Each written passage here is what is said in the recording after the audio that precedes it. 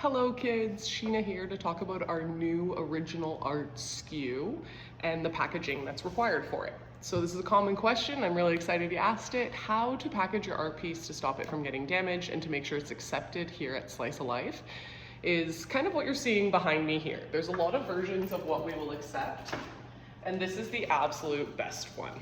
The plastic is nice and thin, you can't see too many ripples, it's been wrapped well. It was ripped over time, but it was perfect when it was done. The corners are also even, unison, and matching. They look really neat and tidy from the front. And when I shake it, none of these corners fall off.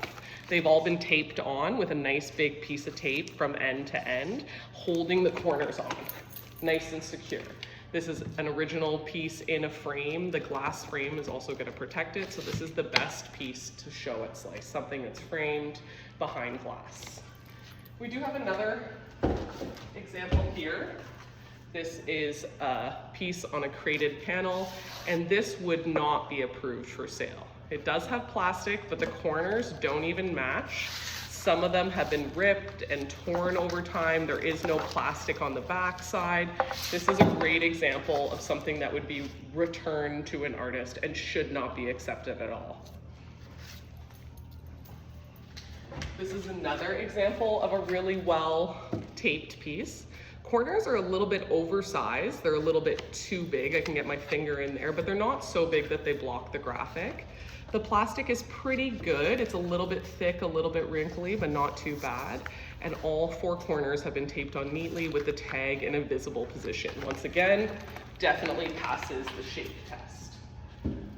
Now here we have one pretty good, passes the shake test. Oh, one of its corners fell off before it even got to the shake test. So this piece, I noticed that the corners were coming off a little bit, so I wanted to show you an example. It's well wrapped, it's almost there. How do I tape a corner on? When you're taping a corner on, I want to see a nice big piece of tape, almost from end to end. It doesn't need to extend over the sides. I'll trim this little piece of tape off, but it will, from end to end, hold the piece on. And now I'm going to go the other end to end. So end to end will hold your pieces, the corners on snugly. Another option you can do is just a simple smaller piece of tape that's going to hold my corner on. If you choose the smaller piece of tape that's just going to hold the corner on, when the corners fall off, the piece gets returned to you. Or we simply bill you for the repairs to your packaging. So you're better off to do a really long piece of tape to hold those corners on. And once again, your piece must pass the shake test. One of the concerning things about this piece is this is canvas with no glass. It is super important that your pieces are clear coated and varnished. If they're not clear coated and varnished, this plastic will eventually lift your paint off. If a client forgets and leaves it in the plastic for too long, your painting will be ruined.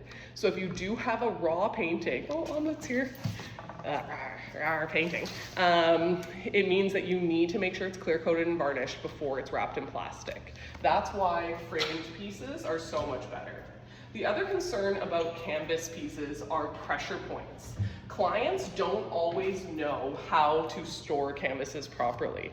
So if they decide to stack a framed piece on a canvas, you may result in pressure points. There's nothing we can do about this. There's no insurance we provide for it. There will be no repair costs or additional costs. Clients will ask for discounts too. If a piece is withstanding a lot of wear and tear, they might ask, can I get a damage discount? That would be something that we'd only do with your approval, or we're just gonna give you the piece back. You either approve a discount or you take it back, one or the other. So we do wanna mention, when you are selling canvas, keep in mind that pressure points may occur as pieces may be left leaning on the canvas incorrectly.